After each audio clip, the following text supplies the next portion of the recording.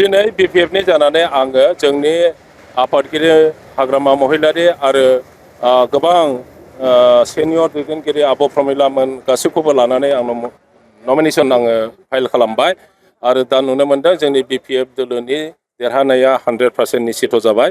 जेबो मानोना गासिबो बिटिसि बासिया धर्म जाति भाषा बावना गारनानै बयबो ज' जाजोब्बाय आरो बिपिएफखौनो समर्थन होनो थाखाय आगारबोबाय।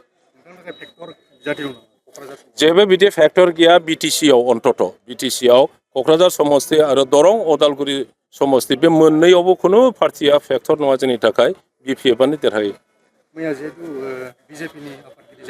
बिसोर मोनसे मित्रता दल दङ नोंथांमोना मिथिगौ बिजेपि दङ एजिपि दङ इउपिपिएल दं बिसोरनि कमन केन्डिडेटआ इउपिपिएलनि गतिके बेखौ केम्पेइन खालामनो थाखाय एजिपिनि नेताफोर फैनांगोन बिजेपिनि नेताफोर फैनांगोन जुदि नेताफोर फैलायलायाबा इउपिपिएलआ आइसोलेटेड जाया होमबा अकलसरिया जाया होमबा बिसोरनि मित्रतानि स्पिरिटआ बहाथो थांगोन फैगोन जोंनियाबो बिपिएफना दा अदालगुरियाव बेस्थ' जादों बिसोरनि इलेक्सन जोबखानानै जेसेबां नेताफोर दं जोंनि क'क्राझाराव नामिबोजोबगोन बिदिनो केम्पेइना सोलिबाय थागोन। बिथांमोनहा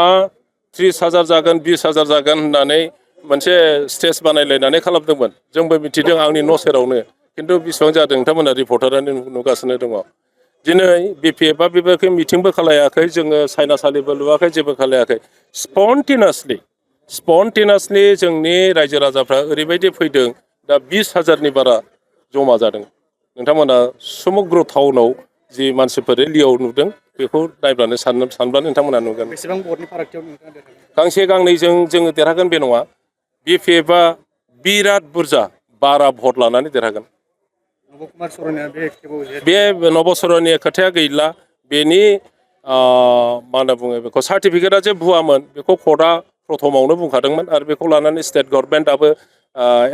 भिजिलेन्स कमिटियाबो बेखौ इनभेस्टिगेट खालामनानै बुंदोंमोन गेजेरावहाय कर्टआ आरो उल्था स्टे अर्डार होफिनदों दा आरो सेकेन्ड डाबल बेन्चआव बेखौ माने आरो नाखस खालामफिनबाय कर्टआ बालाय गावनि नोजोरजों जेखौ नुदों बेखौनो भार्डिक्ट होगोन बा बेखौनो राय होगोन गतिके आं सानो जि कर्टनि राय होनाय बियो मोजां राय होदों आरो बे जे 10 बोसोर भुवा सार्टिफिकेट लानानै ट्राइबेलनि एमपि जादों एमपि जानानै सारा देशनि थाखा फैसा मोनसे बियो बाहायदों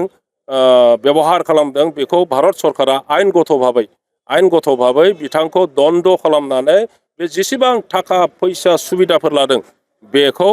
माने आयेन गथ' भाबै फरायना लांफिनजोबनांगौ। थांनाय बिसायख'थियाव बिथाङा गोबां भटनि फारागथियाव देरहासारदों बिथांनि एबारनि खेबावहाय बिथांनि भटआ सोरनि फारसे बांसिन फैदों? गोबाङाव देरहायाखै मारै बुंखो होनलाय नोङो मिन्थियानो होनदां थांनाय रिजाल्टखौ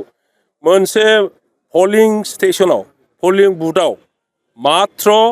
10 जन 12 जननिल' खमि जादों जोंनि बिपिएफआ खालि जोंनाव 2,200 सामथिं माबा दङ 2,500 दङ भट सेन्टारा